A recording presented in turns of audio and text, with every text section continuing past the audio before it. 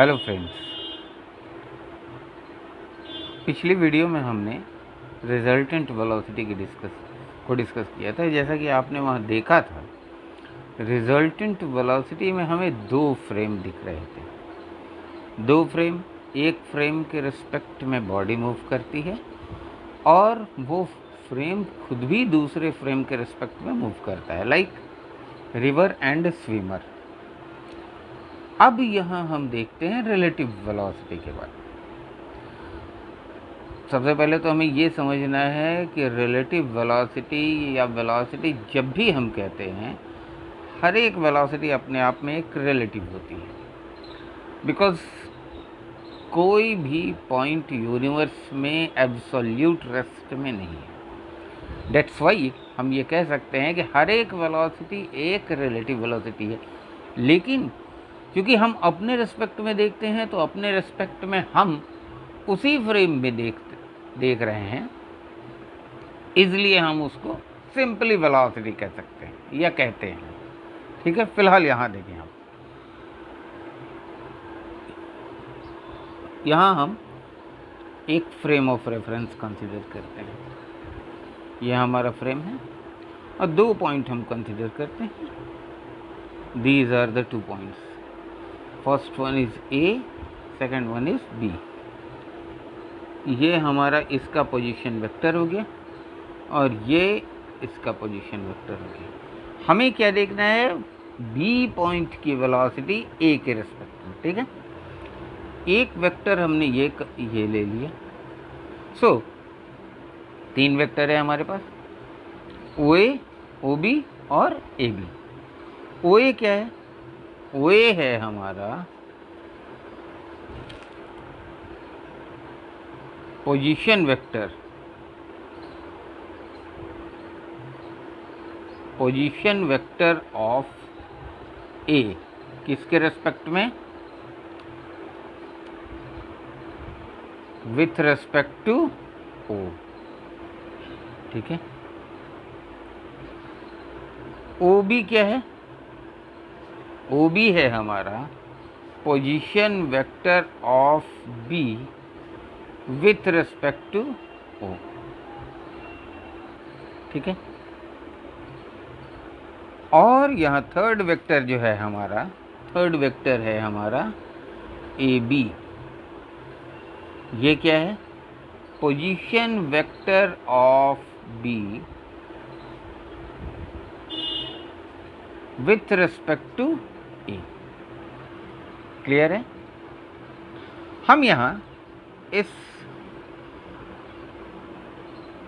Diagram में triangle law of vector addition use करें। याद रखिएगा, किसी भी वेक्टर को या किसी भी फिजिकल क्वांटिटी को वेक्टर अगर कहते हैं, तो वेक्टर के लिए तीन कंडीशन है।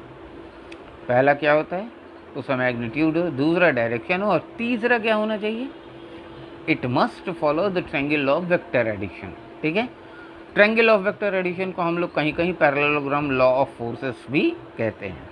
बहरहाल उसको वेक्टर के क्लास में मैं डिस्कस करूँगा। फिलहाल आप देखें, हमने यहाँ लिखा O A plus A B is equal to O B. ठीक है, so what will be A B? A B is equal to O B minus O A. लिख सकते हैं। अगर हम ए बी को कहें position vector of B with respect to A, O B को हमने कहा position vector of B with respect to O, और इसको हमने कहा position vector of A with respect to O, कह सकते हैं। तो क्या हुआ? Position vector of B with respect to A is equal to position vector of B with respect to O minus position vector of A with respect to O. अगर simply हम इसको लिखें, तो हम जनरली इसको R B minus R A लिख सकते हैं, यानी position vector of B minus position vector of A, क्योंकि यहाँ फ्रेम ऑफ रेफरेंस हमारा एक ही है। ठीक है, और यहाँ रेफरेंस पॉइंट हमारा ओ है। सो हम केवल ये लिख सकते हैं। नाउ फिर हम यहाँ इसको डिफ्रेंशिएट करते हैं टाइम के रेस्पेक्ट में।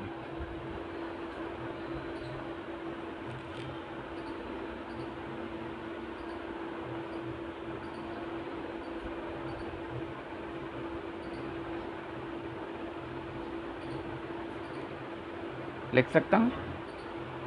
सो व्हाट विल वी गेट, हमें क्या मिलेगा? यहाँ मिला हमें velocity of B with respect to A is equal to velocity of B minus velocity of A, कह सकते हैं।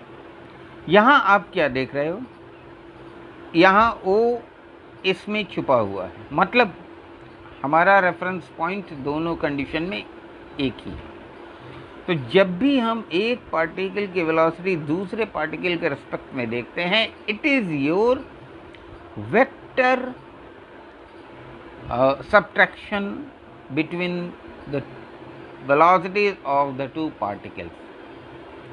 यहाँ ये ध्यान देना है, दोनों के ऊपर वेक्टर है, मतलब वेक्टर्स के सारे जो भी प्रॉपर्टीज़ है वो यहाँ फॉलो होंगे। डायरेक्ट हम केवल उनके मैग्नीट्यूड को सब्ट्रैक्ट करके वेलोसिटी नहीं निकाल सकते, वो तब होगा जब दोनों का डायरेक्शन एक होगा।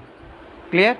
मतलब कोई भी वेलोसिटी, जैसा मैंने पहले कहा था कि कोई भी वेलोसिटी एब्सोल्यूट रेस्ट नहीं है। अगर सपोज यहाँ ए यानी वेलोसिटी ऑफ ए अगर 0 होता तो velocity of B with respect to A वही होता जो velocity of B with respect to O होता, because it will be your 0। ठीक है, ये चीज़ जरूर ध्यान दीजिएगा, ये एक्सप्रेशन आपके बहुत काम का है हमेशा, और जब भी आप इससे चलेंगे तो कहीं कोई कन्फ्यूज़न नहीं होगा, अल्टीमेटली आप अपने रिजल्ट पर पहुंच जाएंगे। ठीक है, हम लोग इसको एक एग्जाम्पल से समझते हैं। सामान्य तो मोस्ट कॉमन एग्जाम्पल है रेन और उसका, जब भी बारिश होती है और हम चलते हैं तो अलग अलग कंडीशन में हमें, या अपनी स्पीड अलग अलग बढ़ाने पे हमें अलग अलग डायरेक्शन से रेन जैसे लगती है कि वो आ रही है। ठीक है, हम इसको एक क्वेश्चन के थ्रू देखते हैं, और वो क्वेश्चन है, क्वेश्चन मैं यहाँ लिख रहा हूँ,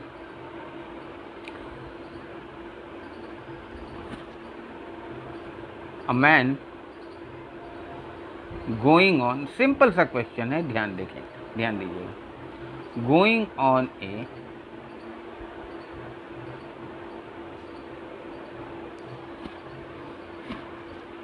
horizontal road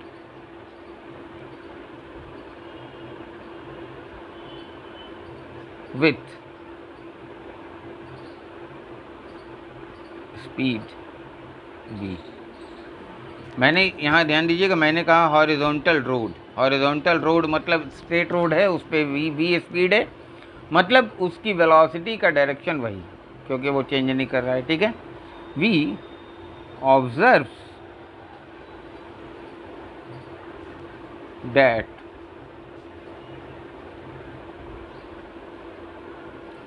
the rain strikes him vertically downward। ठीक है,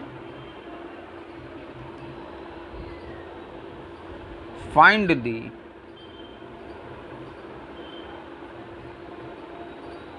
actual velocity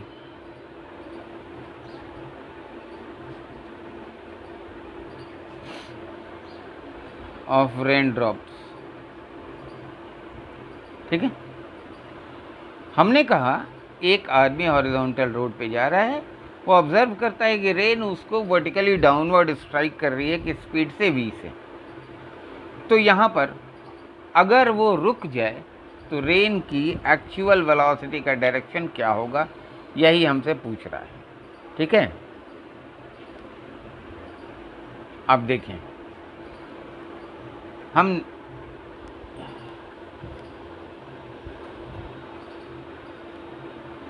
एक डायग्राम यहाँ ड्रॉ करते हैं।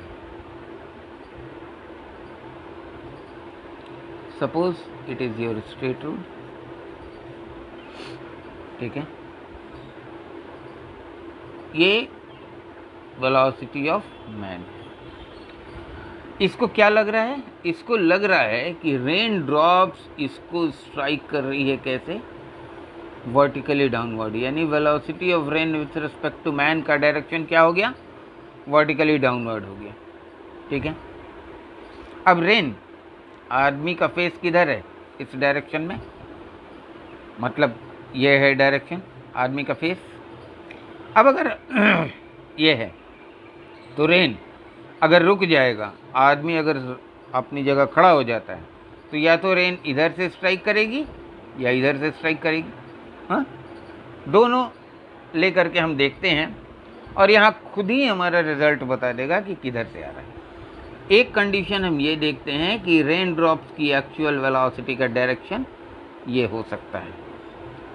ठीक है, मतलब इसको हमने V1R कहा, यानी ये actual velocity of rain drop से जो वर्टिकल से कुछ एंगल पे आ रही है। क्लियर है? और दूसरा हम ये देख सकते हैं, ये कह सकते हैं कि रेन की एक्चुअल वेलोसिटी का डायरेक्शन ये हो सकता है। ठीक है, V2R ये मान लिया। ठीक, यहाँ भी मान लेते हैं कि ये एंगल कितना हो? थीटा। फर्स्ट हम इसको देखते हैं। ठीक, अब आप देखें ये वेक्टर, हम अगर एक यहाँ पैरेललोग्राम बना दिए तो ये वेक्टर भी हमारा Vm होगा। ठीक है, opposite side, parallel and equal.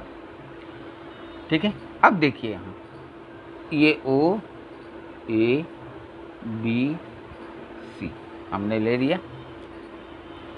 First ये कंडीशन देखते हैं, ट्रायंगल लॉ यूज कीजिए। ट्रायंगल लॉ क्या कहता है? This vector plus this vector is equal to this vector, मतलब इन ट्रायंगल OAB क्या होगा? आप यहां लिख सकते हैं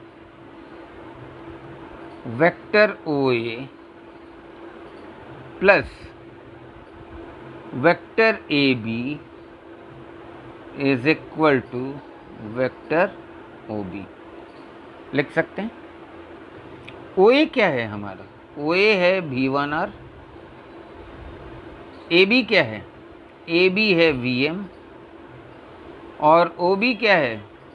VRM। यही है। यहाँ रेन की वेलोसिटी भी ग्राउंड के रिस्पेक्ट में है, मैन की वेलोसिटी भी ग्राउंड के रिस्पेक्ट में है, मतलब दोनों का फ्रेम एक ही है। तो जब फ्रेम एक ही हो तो क्या रिलेटिव वेलोसिटी प्लस में होगी? कभी नहीं होगी। इसका मतलब रेन की एक्चुअल वेलोसिटी का डायरेक्शन ये नहीं होगा, मतलब इट इज योर रॉन्ग। ठीक है, अब हम इस पर आते हैं कि अगर रुक जाए तो पानी पीछे से उसको स्ट्राइक कर रहा है। ठीक है, तो उस कंडीशन में अब यहाँ फिर एक हम रेक्टेंगल फॉर्म करते हैं और यहाँ पर हम ये देखिए हमने बनाया। अब ये हमारा ये वेक्टर और ये वेक्टर इक्वल और अपोजिट, ये भी Vm कह सकते हैं अपोजिट साइड से, तो ये इक्वल वेक्टर्स हो गए Vm और Vm। ठीक है, अब हम इस ट्रायंगल में देखते हैं ट्रायंगल OBC। देखें आप ध्यान से, इन ट्रायंगल OBC क्या होगा?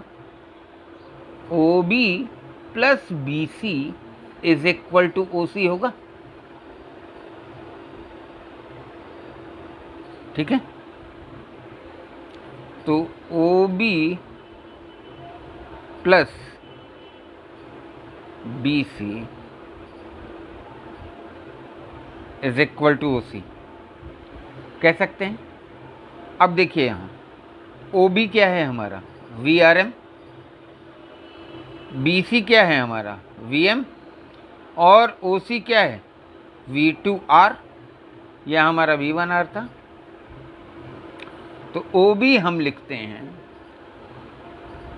We R M plus B C हमारा है वी एम और ये ओ सी है वी टू आर लिख सकते हैं।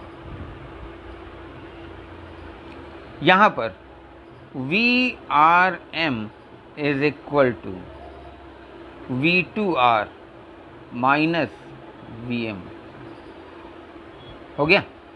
मतलब यहां पर रेन की वेलोसिटी मैन के रिस्पेक्ट में क्या हुई, velocity of rain with respect to man, यानी velocity of rain minus velocity of man.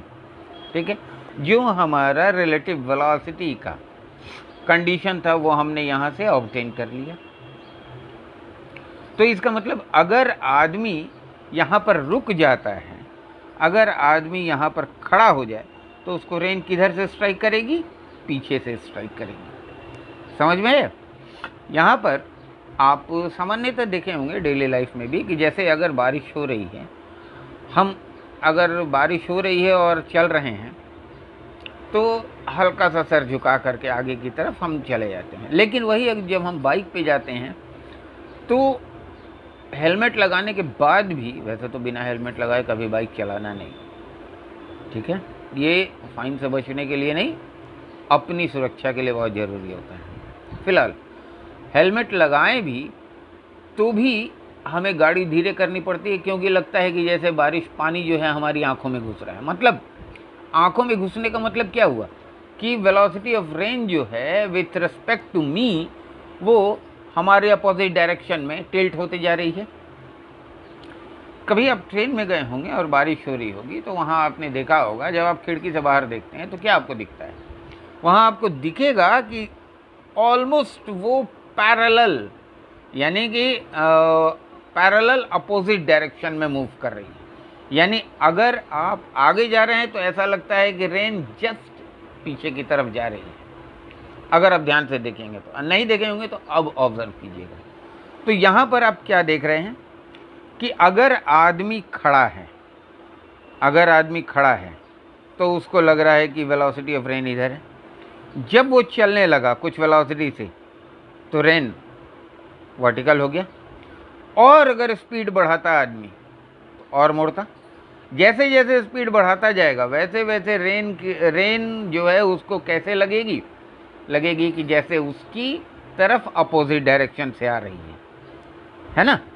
तो यहाँ पर ये बहुत ज़रूरी चीज़ है आपको कंसीडर करना कि कोई भी वेलोसिटी एब्सोल्यूट नहीं होती है। और साथ में एक चीज़ और आपको ये ध्यान देना है कि जब भी हम रिलेटिव वेलोसिटी या वेलोसिटी की बात करते हैं तो वो हमेशा कोई ना कोई रेफरेंस पॉइंट के रिस्पेक्ट में होता है। मतलब एब्सोल्यूट वेलोसिटी कोई भी नहीं होती। ठीक है, अगली क्लास में हम लोग इससे रिलेटेड कुछ क्वेश्चंस वगैरह को भी डिस्कस करेंगे, जिससे आपका कॉन्सेप्ट और ज़्यादा क्लियर हो जाएगा। Okay, thank you.